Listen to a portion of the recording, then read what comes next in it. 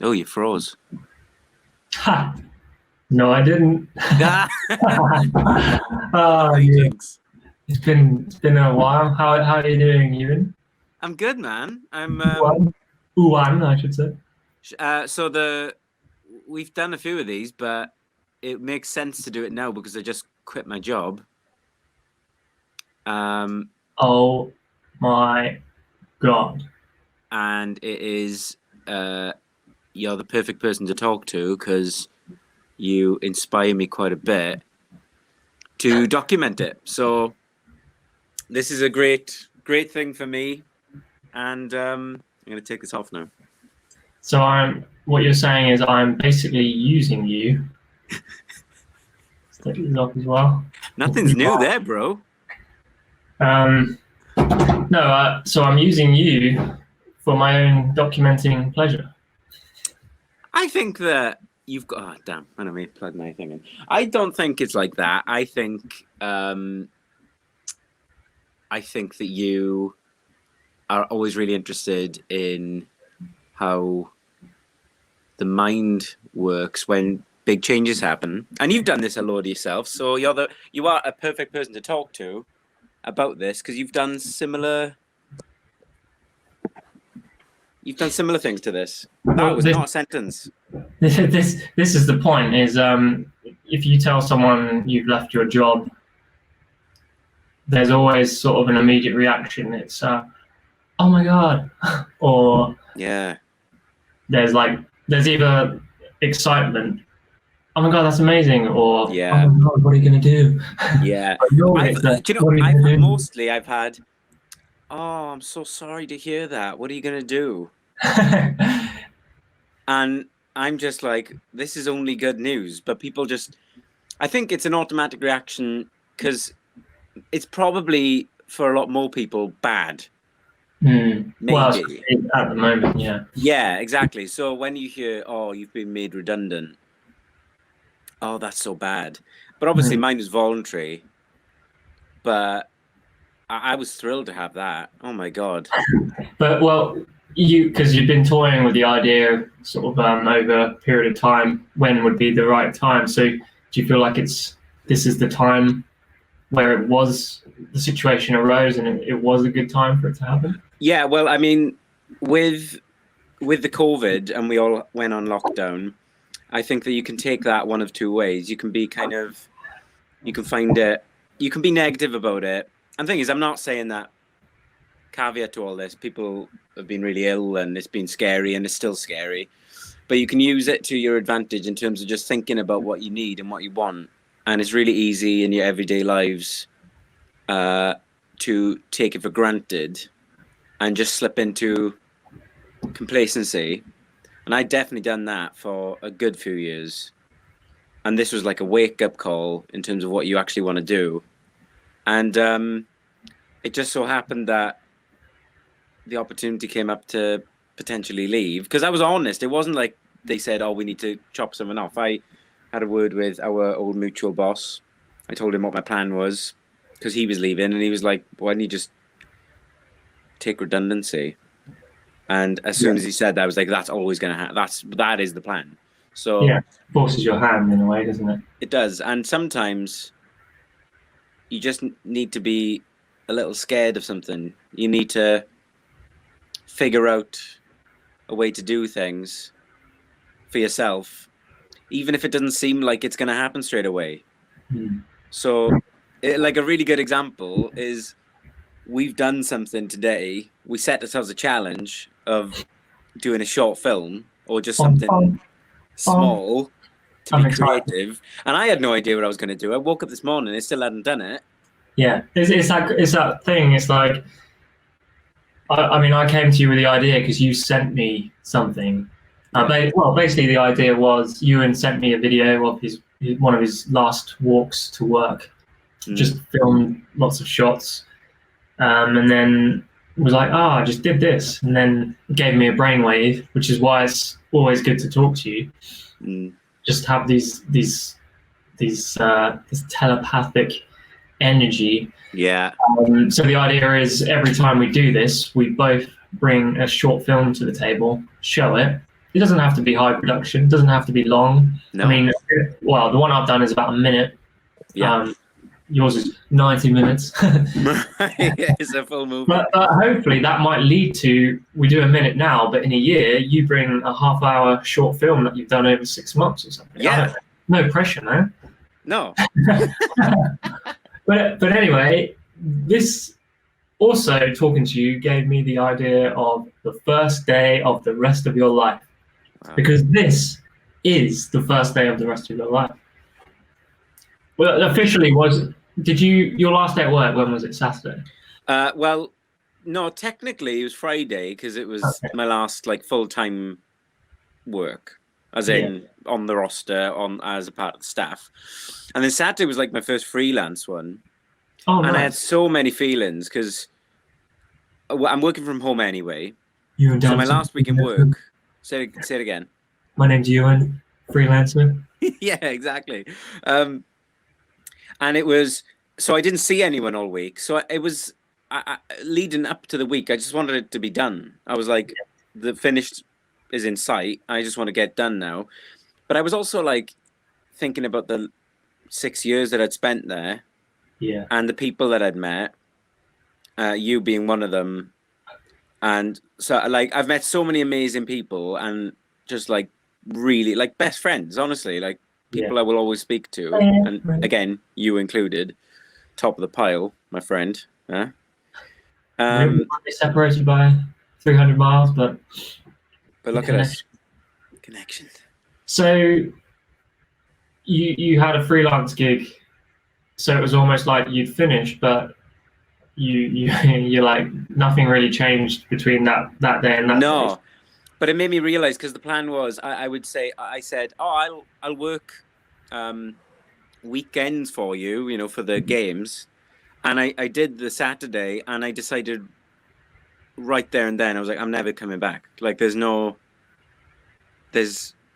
I don't care if it's less money that I'm getting because of that. I need to leave. Like I need to get out of this. Yeah, so I need to draw a line under it.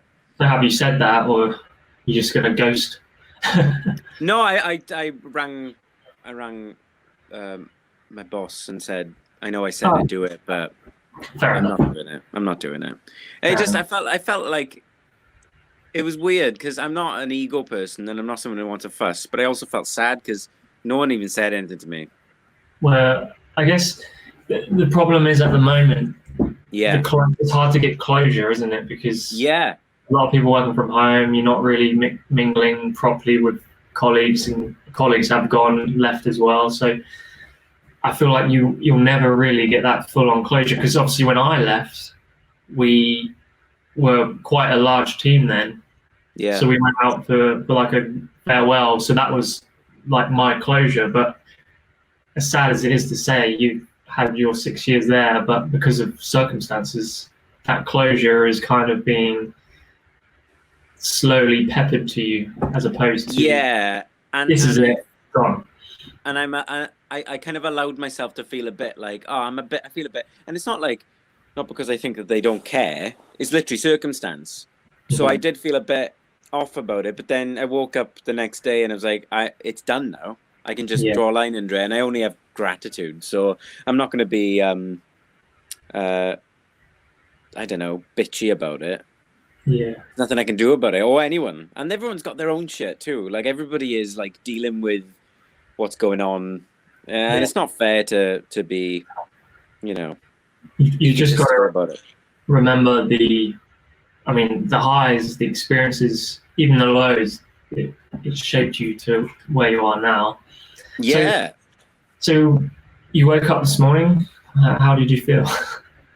I woke.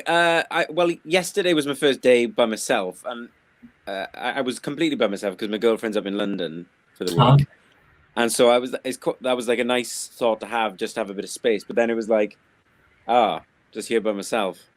But then, it was just. I think it's going to take a little bit of time to forget that I work there when I'm by myself. Bless you. That's okay. But today was good. Like I woke up and I I knew that we were going to speak, and I was going to give the excuse not to do the video. So But was then I. like, you know what? I'm going to do it. Yeah, Right and now. literally it shows all you have to do. Mine probably took 5 to 10 minutes, if that. Yeah. Just shows. I mean, I was going to do something anyway, so I thought, oh, I'll just make something out of it. Yeah, exactly. And that's what's good about being. You can be creative, and it doesn't have to be like mine is not great in any by any I'm hoping sense the of way you imagination. address is a clue that you were out scaling the rooftops outside. Well, maybe that's next week. Ooh. Maybe that's next week. Well, But I think I've just stumbled. But I did it, and I've also stumbled across a theme that I'm going to do. yeah. And, Okay. and we'll speak about it after we've shown each other. When, but before we do any of that, say it again. I was going to say, when do you want to do it now, or wait 5-10 minutes? Wait 5-10 minutes. Okay. The suspense is killing. It is, exactly. But before I go into that, you've left jobs before. Do you feel that it's always the same once you've left it? And have you ever been in a position where you've left a job and you've had nothing to go into? So for me, the build up to actually saying I'm leaving is always the like tense moment where it's like self-doubt, there's questioning if I'm doing the right decision. But then as soon as I've done it and sort of been honest, because the whole point is you're worried about what they're going to think. But as soon as you've had the conversation with the people that need to know, there's this weight off your shoulders, and it's like, okay. And then you realize that we are expendable. People come and go all the time, as we've both seen at various jobs. And that's just life, isn't it? Have I left a job without a job? I have. When I had a spell in Finland and I came home, there was about 2 to 3 months where I wasn't working at all because I didn't want to just go back to just like it was a job in retail basically. Because I'd gone to Finland to pursue what I wanted to do, came back with the plan to continue pursuing that, working in football. And I didn't want to, in my mind, I didn't want to work in retail in the meantime. I wanted to put all my energy into just getting in. Because getting in is hard, especially in sport. And then, obviously, again, there was self-doubt. There was people questioning what you're doing. You need to earn money. But it paid off. Eventually, it paid off because I was putting that energy in.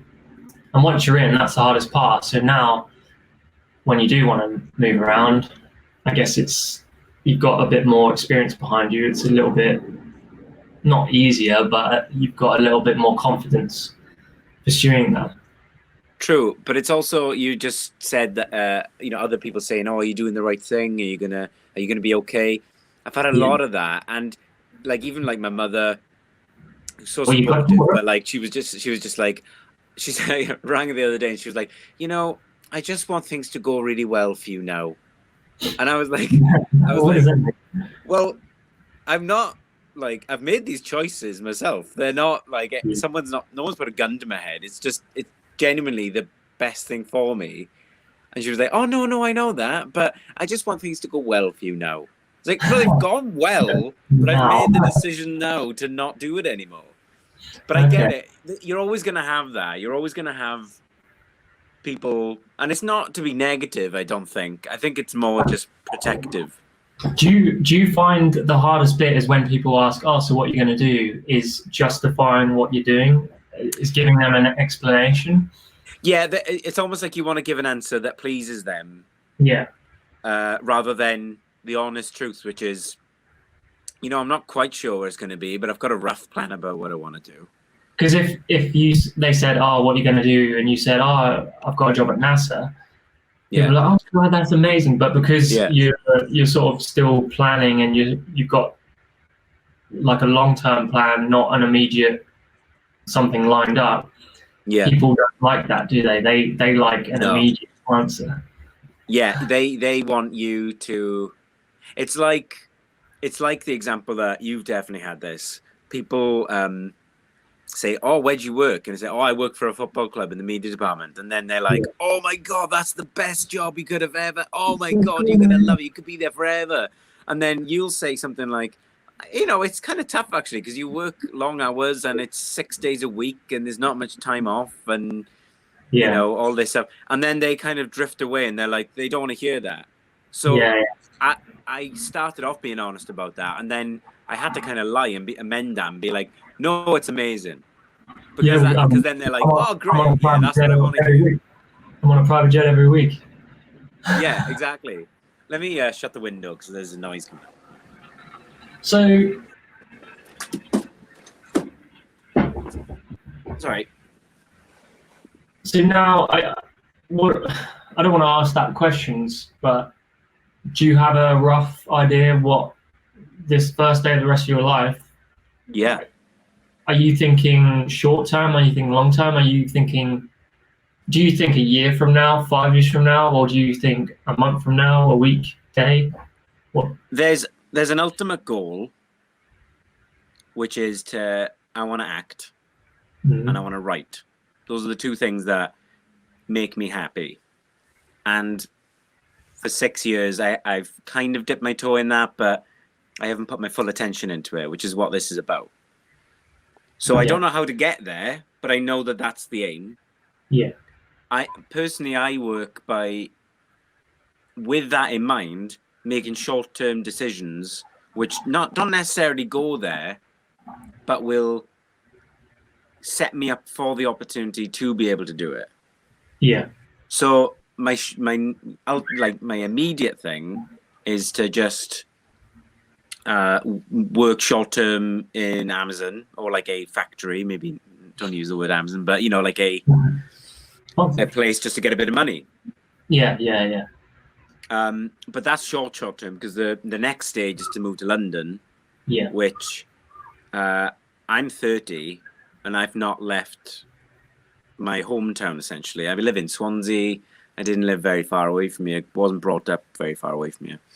But there's people so you're a massive influence here, and so is another friend of ours, Adam. Yeah.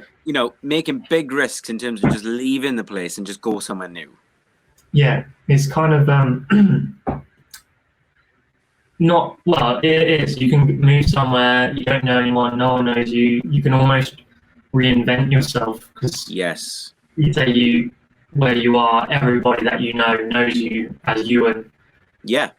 But no one in London knows you as Ewan. You can be whatever Ewan you want to be. Exactly. It's like when you start a new job somewhere, people haven't got a clue about who you are. And there's always I don't know about you, but I always have this temptation of just completely making up a new story for myself. Yeah, I was born in Texas. Yeah, exactly. Like new accent, just completely. But I always have that temptation. It's always, and that's but it's an interesting thing to think of because you can perceive yourself or come across as someone completely different, which is interesting. Don't you think it's funny?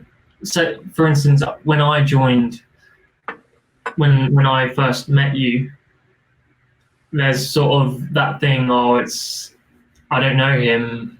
Oh, I don't know you. You don't know me. And then it takes a while to build up that sort of camaraderie. Yeah. But that's on a surface level. If you look at it deeper, I've got a lot of hand movements going. That's good. So, yeah. If you go deeper, you realise that we're all the same.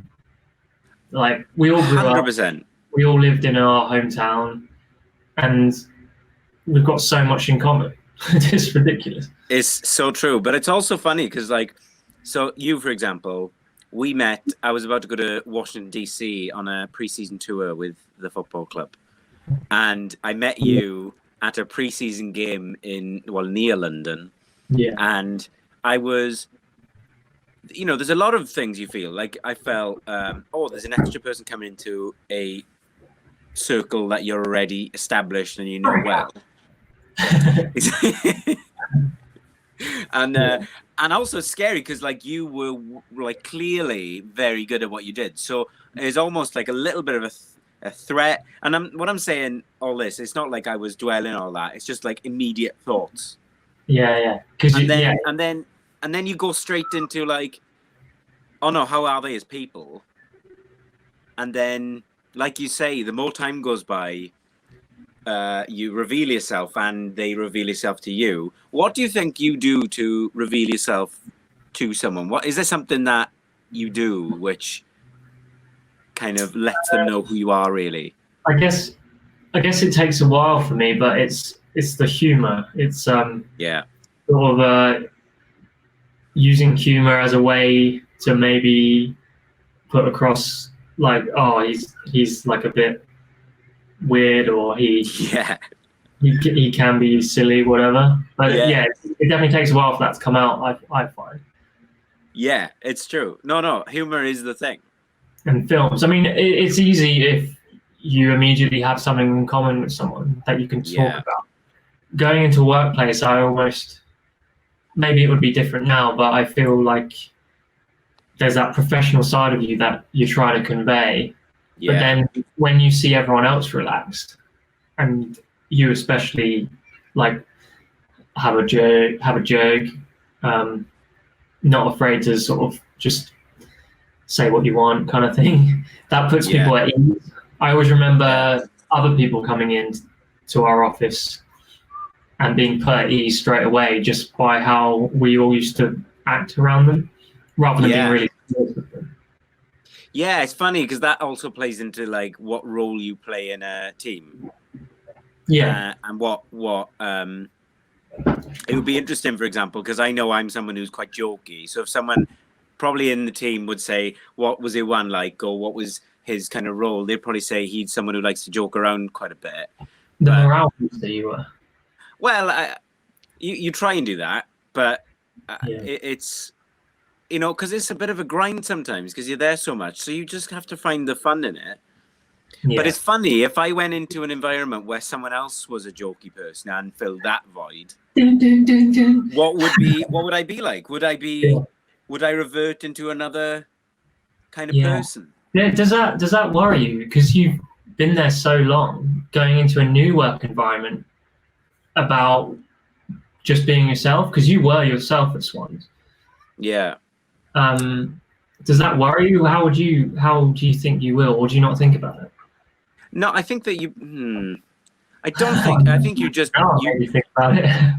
Yeah. No, I hadn't thought about it. I think you play the cards you're dealt. So if there is someone else or a group of people that are kind of like that, I think you just you try and fit in with it. But then ultimately, you can't lie for that long. Like you are just yourself. So yeah, I would still be the same person. But it's hard to say that. That's really difficult to say. It's like that time when I was a bit maybe a little sensitive, maybe I was a little insecure, but I felt like I was perceived as someone who was annoying because of how much I felt, oh God, like I do all this because I think it's me, but what if I'm really annoying? So I came in and I talked to you and you were like, why didn't you just, I don't remember how it happened, but I just said, I'm not going to say anything all day. What was that? Your idea? Or my idea? I don't remember whether it was yours or mine, but I think you said, why don't you just not say anything? And I think I remember that. And I didn't say a word all day, and it affected me. I remember that, actually. You were just like, people couldn't handle it. I remember that. Like, what's wrong with him? Yeah. And even and the people that, like, so it was one person in particular who was just like, oh, Christ, you're so loud, or this and this and this. So, and I was just like, maybe that affected me. Yeah. And I remember it was like, don't make any jokes and then just be silent. Just be really serious all day. Serious and silent. And they end up going, we don't like this. Just go back. What are you doing? Go back to what you were doing. This isn't cool. That's it. You were the morale booster. That's what you were. Wow. Well, just a little bit more on this. Has there been times where, say, you've been at work and you get home and you're like, that's exhausting, that kind of thing? or has it been more the line between work and personal life has been blurred, and it's just one continuous stream of who you are? I think, I think that I get that. Yeah, it was a bit of a blur. There were times that I'd come back and I'd just be exhausted. But when it comes to a point where I'm just like, because I am a people pleaser, sometimes you would put too much energy in that, and then you come home and you're exhausted. And you don't really want to do much. Yeah. And that's where you kind of have to assess the balance. Because if it is like, if I am playing up, or if I'm trying to get some sort of attention, and it's too much and it's affecting my mood, so that's where you kind of have to level off a little bit. Yeah. But that's hard, man. What about you? So, do you feel anything like that? It's hard at the moment because sort of 80-90% of what I'm doing is from home. So work life and home life is literally sort of the same thing. I mean, Saturday was the first time I'd seen three of my main colleagues in the flesh properly since February. So that was yeah. So that what just was that like? It was good, actually. Yeah, it was good to actually see people, like see people other than through Zoom, as you know. But yeah, life's changed a lot this year. But definitely, when thinking back to before this, it would definitely be a case of, especially when I worked with you, is put everything into work and then go home and just relax. Yeah. As opposed to put everything into work, go home and put everything into at home, kind of thing. Yeah. I mean, that was kind of the beauty of moving city and like being there mostly for the work. So that's probably why I became close with the people that I work with, because that was my main reason for being there. Yeah, you spend most of your time with the people that you work with. It's a cliche, but it's true, isn't it? Yeah. So for London, for example, a lot of energy goes into work and also living there as well, because London, there's a lot going on and you want to be doing stuff and seeing people and experiencing London. So I guess that's something to consider. Yeah. Is that something that you'd look forward to? I mean, you said you want to do acting, writing. I mean, London is the hub for that, really, isn't it? Yeah. That's the thing, though. I was really stubborn. I think this lockdown in a lot of ways has been amazing for me, because I went into it with a lot of ideas of like, I'm never leaving this place. I'm never going to get, this is even more personal, but I'm never going to get married. I'm never going to have kids. Like, those were like three things that I would always kind of say to myself. And this time has made me go, why do I have those ideas in my head? Or why do I think those things? And really, it was just because I was scared. Because, you know, they're all scary things, but I was really scared of actually doing those things. But I would brush it off as, I don't need to do any of that stuff. I can do anything I want to do. This is, you know. So I was thinking a bit too literally in the moment.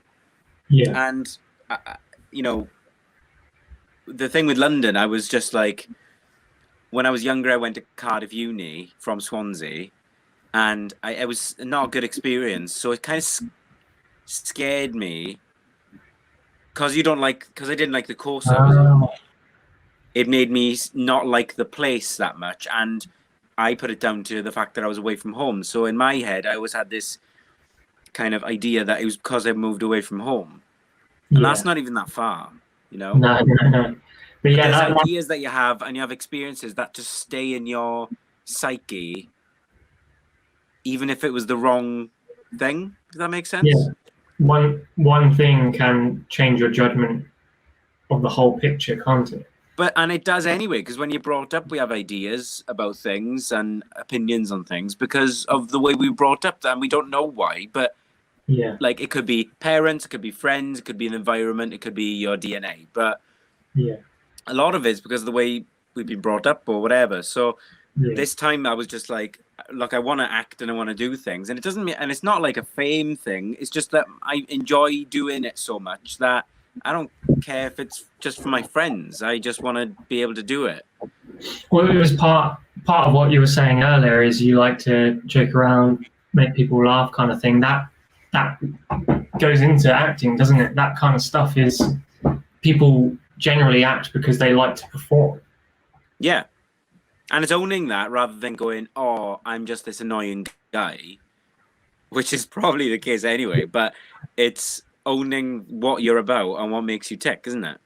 I really hope you star in the video you made for today. Shall we Neither confirm. Well, do you know what? Why don't we just watch it? There's a fly, goddammit. Yeah, well, let's do it then. Should we do yours first and then do mine? Yeah. So I'm going to hit play, but I'll keep our sound on. So if one of us laughs, we'll hear that. That'll be quite funny. Okay. Okay.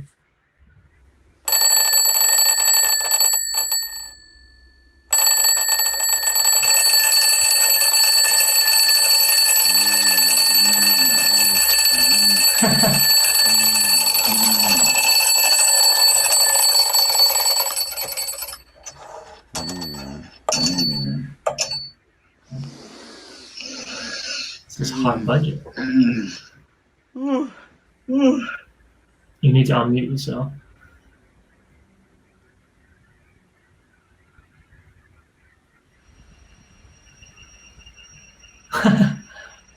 This is tricky, man.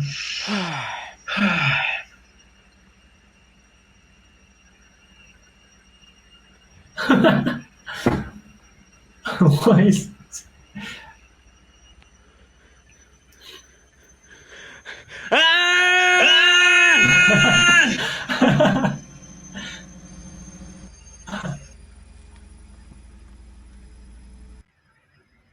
Wow. Oh my god. That's I'm trying to think of a director that's sort of like Fincher or early Christopher Nolan.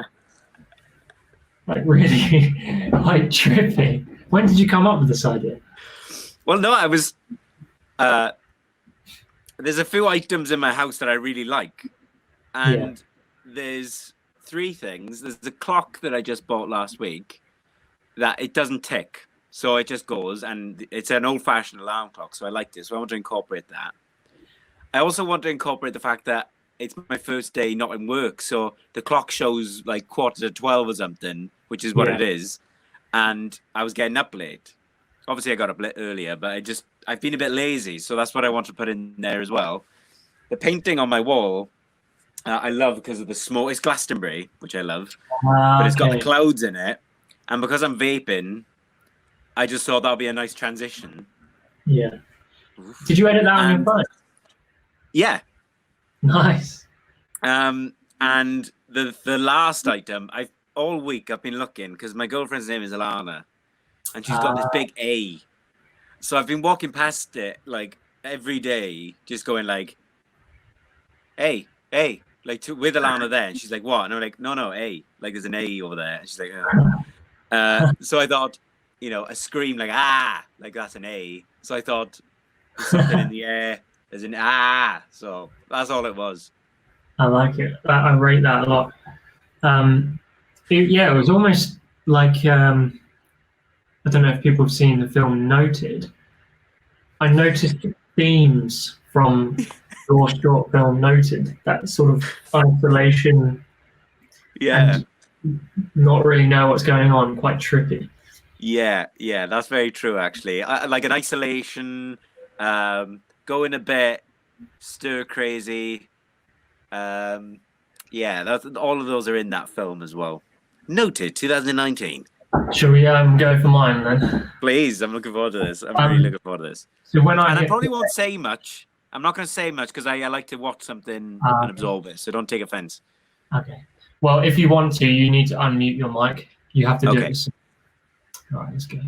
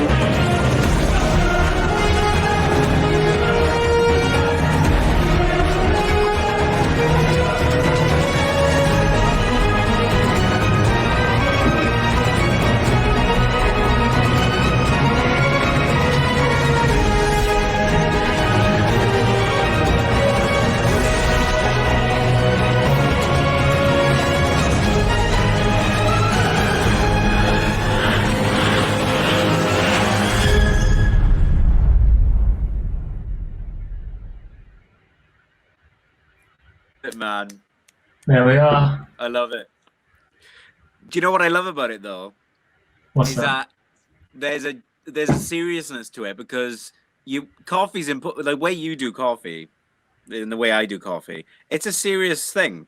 So there is a drama to it. You don't want to Yeah. you can't press it down too quick, and you have to measure it out properly. So you managed to make that serious thing into a very funny thing. So you messaged me saying, have I done the video? And I hadn't. And then 5 minutes later, I was going to go do that, make a coffee. So I thought, the iPhone has that iMovie make a trailer. Yes. That's what I used. That's great. And then I was down there making the coffee. so it goes to show how easy it is to make a little film. Yeah. And also it's like, because we work with cameras, we have a bit of a thing about making it look really good. And you can actually do that with your phone, which is, I know it's not a mind-bending thing, but I've never thought, I'm going to shoot something on my phone. Yeah. And actually, it was quite enjoyable to make something small, unimportant, but just quirky and funny. It's given me an idea, actually. So we've done that last minute on our phone. Yeah. In the future, let's remake the same thing, but with proper gear, proper cameras, and make it all cinematic. And then you can see exactly the same thing, but in two different ways, low budget and that would be quite fun. True, it's true, and I think both would have a different. I think there'd be an advantage to doing it both either way, isn't it? Yeah. That was really good. I enjoyed that. And also, it just, you do one little creative thing and it just makes you want to do, it just like sparks a bunch of other things. And that's what I get by talking to you. Like every time I talk to you, I feel like I'm ready to do something. Yeah, because we always chat for like an hour on the phone once, whenever. It's been quite a while last time, but then I messaged you after saying, you motivated me or whatever, like I feel creative again and that kind of stuff. I always feel the same talking to you. I always feel the same. But that was really fun, and I can't wait to do them every week. Yeah, and the beauty is, if you have left it last minute, you can pull something out of the bag. But if you haven't, and you're doing something and you think, actually, I can make a film out of this. Yeah, exactly. Yeah. So there's either way is good. It's good. That was a good last minute challenge. Maybe next time, either one of us or both would have done something interesting up to it. There was similar themes of time in both of them. Yeah. My clock, waiting. But then you've also got to think the reason we did it is because we promised each other we'd make one. Yeah. There wasn't much time left, but before the call that we were on right now, so time was the thing about it. Like that is what the motivation was. So what I did is something that in my head, I think would be really funny to do, like a series of, is really mundane, normal stuff, but make it really dramatic. Yes. Yeah. So just I don't know, doing your supermarket shop. Yeah. Doing the washing and making it really dramatic. Yeah. No, I love that. Back to, what we do, or what we used to do, is on the surface, we film and make sort of nice, glossy videos of sport. But a lot of what we do is just of human beings walking or running, filming them. Yeah. Here's someone walking in slow motion. Here's someone else. That became like the go-to thing. Yeah. And I think that what was really frustrating for me, and this is why I personally felt like I had to get out of it, was it's a very fleeting thing. You can spend a lot of time planning it. You can spend a lot of time planning something you're going to film. And once it's out, the next day is literally like no one cares. And I think that is quite difficult to wrap your head around when you care so much about making something look good. Yeah. Do you think... So I think that's a change I want to make. I want to make a few more things that people can watch months after and feel like, oh, that's cool. Do you think movie directors feel the same. They spend years making a movie. It hits the cinemas, it's released, and then it's out of the cinema. No one really talks about it after a month or two. Do you think they get the same feeling, just on a bigger scale? Yeah, definitely, because there's such a lot of interest in it when it's out in the cinema or about to come out. Yeah, it's like, but I think that the big thing about it is that with that, you've got the cinema release, then you've got the DVD release, and sometimes things don't do well in the cinema, and then about 10 years later, boom, it's like cult classic. So like Shawshank Redemption was a bit like that, and so that must give them people a lot of directors a lot of kind of joy. But the big thing, I think David Lynch is one of my favorite directors. Twin Peaks is my favorite show of all time. David Lynch, his thing is that closure kills things. Yeah. So when you get an ending to a story and where it's explained, that's what kills it. So it's nothing to do. I don't think it's anything to do with the cinema release, because if you've got a film like Tenet, for example, where it's kind of complex, you don't quite know what's happening, but you're thinking about it a lot. That's what keeps it going. If it's something really simple like a rom-com and you've got that end, it gives you an excuse to forget about it. Disposable films, aren't they? Yeah. So it's the closure element, I think, that is. Well, you mentioned Shawshank. The original ending wasn't how they actually ended it, was it? They did test screenings and then decided that the audience wanted the ending that they eventually went with. Yeah, so I didn't know that, but that makes me a bit sad. Yeah, well, I mean, if you haven't seen The Shawshank, then what are you doing? You should have seen it by now. So the original ending, they weren't going to meet at the end, but they did test screenings, and the feedback was that they really wanted the two main characters to meet up again, which is what happened at the end, wasn't it? Yeah, by the tree, isn't it? Yeah. So that's closure. The audience wanted closure in that instance. Yeah, and the thing with that is, I think I'm someone. Oh, sorry, froze a bit. I'm someone who likes a bit of reality in terms of.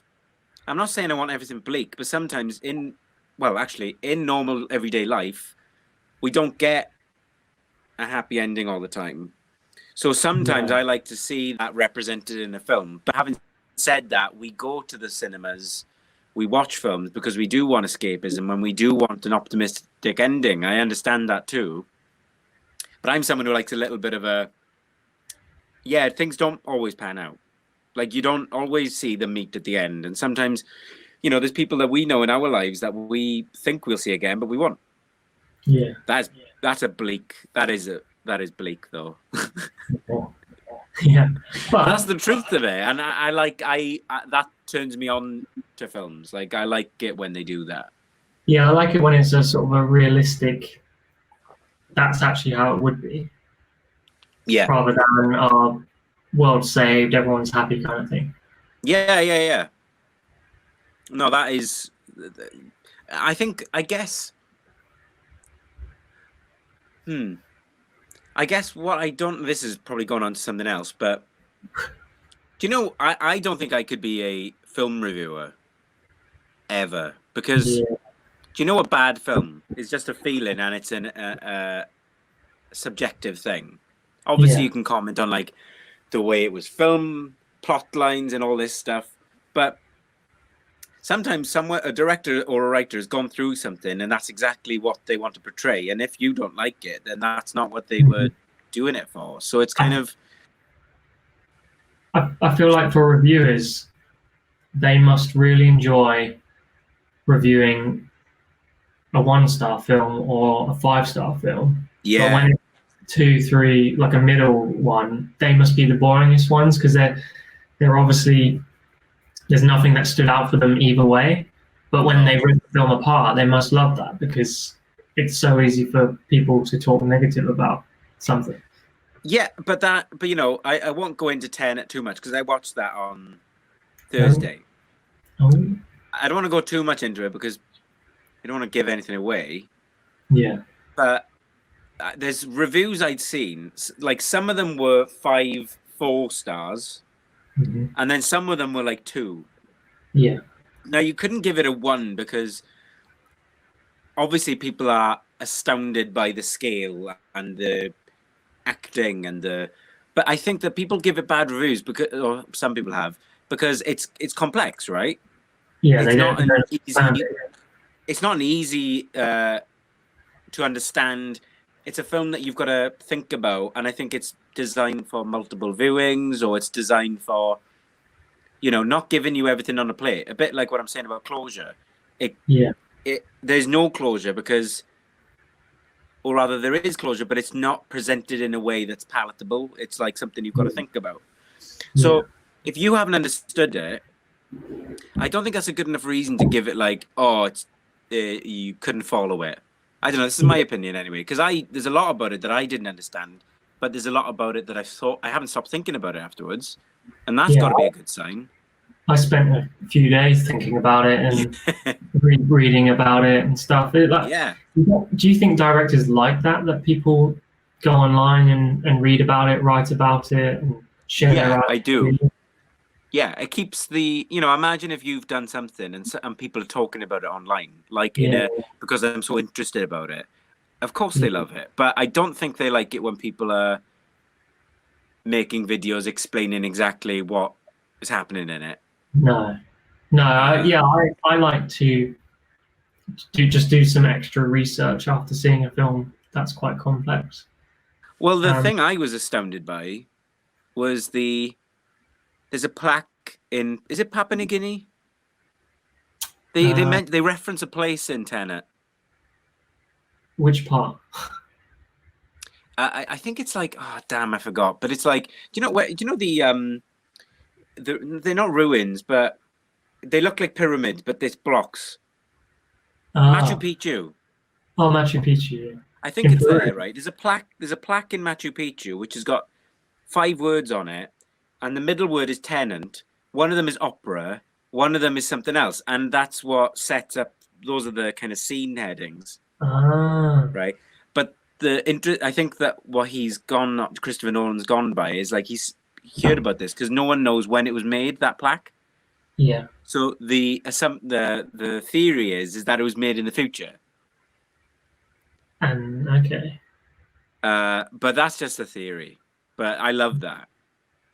Yeah, stuff like that is a lot of movies nowadays are commentaries on life in their own wacky ways, aren't they? Yeah, and you got to be bold enough to kind of go, this isn't what normal. This isn't what everyone's talking about. This is my idea, and I'm going to put it out there. That's what it's meant. That is what it is. It's art, isn't it? It's your own feelings and emotions and theories. So you saw that at the cinema? Was that the first time you've been to the cinema in ages? No, I went. I'd gone back up to London maybe a month ago. So I've seen about 5 films in the cinema since They reopened. since they reopened the cinemas. Yeah. Okay. It's quite quiet, isn't it? It's quite a good time to go, actually.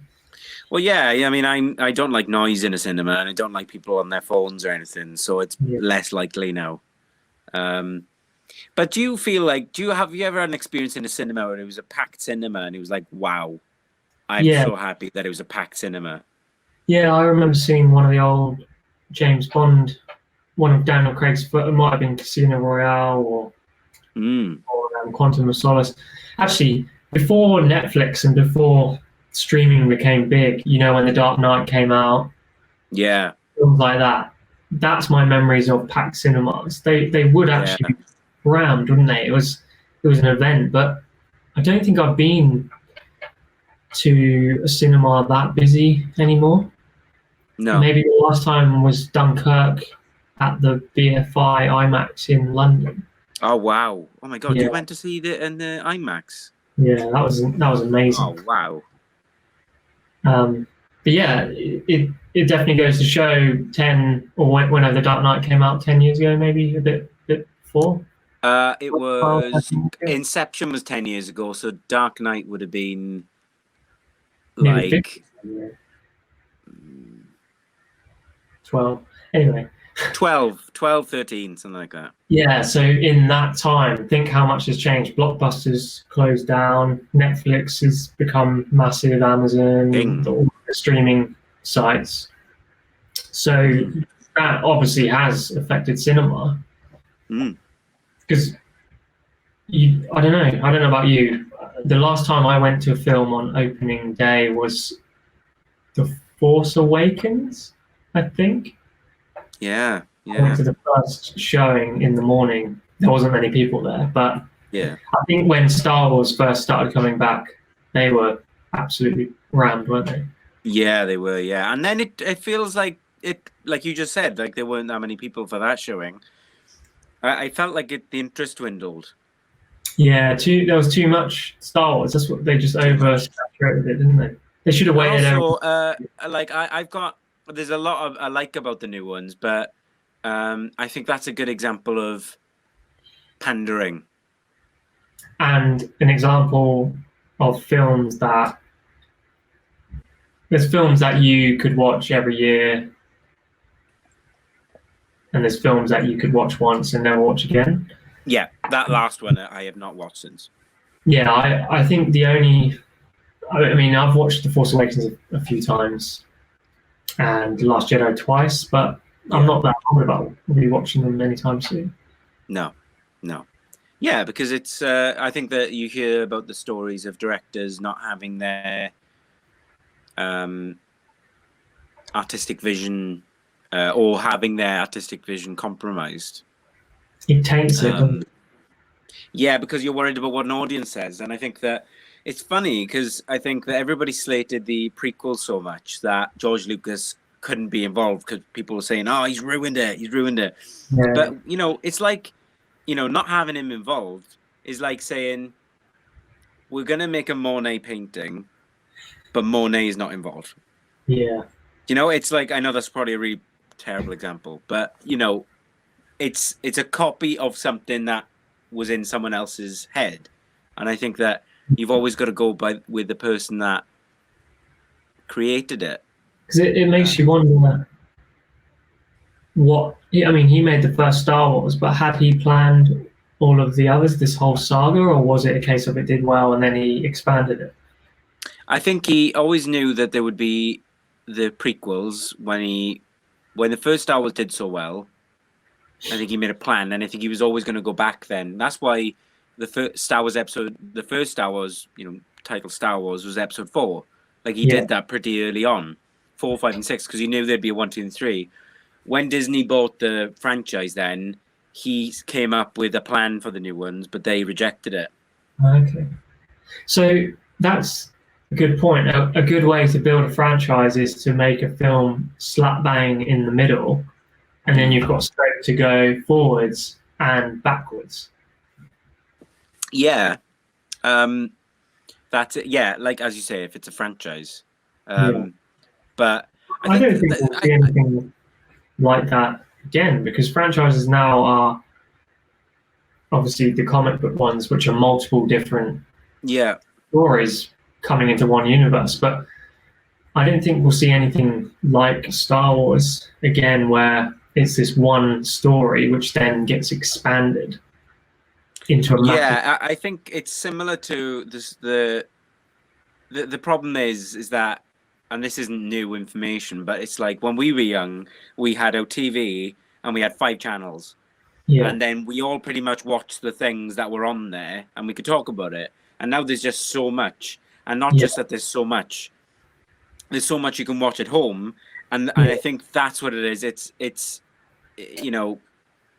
you can't hold down everyone to watch, an event like that anymore. I mean, Avengers did it, didn't they? That was... Yeah, I did enjoy rewatching one of those and then seeing the last one. That was awesome. But I love them. What you were saying, I do find it hard. People recommend series to watch, and I find it hard to then commit to said series. Yeah. Because there's so much choice. It takes a lot for me to say, yes, I'm going to commit to this. Yeah, but like going back to us in this scenario, for me, because I love to write stuff, and I have ideas for things all the time. But I do get a little bit, what's the word? It's not blocked, because there's just so many shows out there now that I just feel like, oh, it's pretty much already been done then, the thing I've got an idea about. Yeah, because I always used to have these ideas of post-apocalyptic worlds where there's uprisings, but there was sort of a spell when the Hunger Games and all of, like, over that sort of 5 years where loads of those kind of films came. Yeah. Or books. And you basically end up writing a rip-off of stuff that's already out there. But I guess you have to look past that. If most films and TV shows have the same themes. I mean, Game of Thrones has the same themes as soaps, as Coronation Street, EastEnders. They're just set in different times, different worlds, different characters or whatever. But the same themes are there: family, death,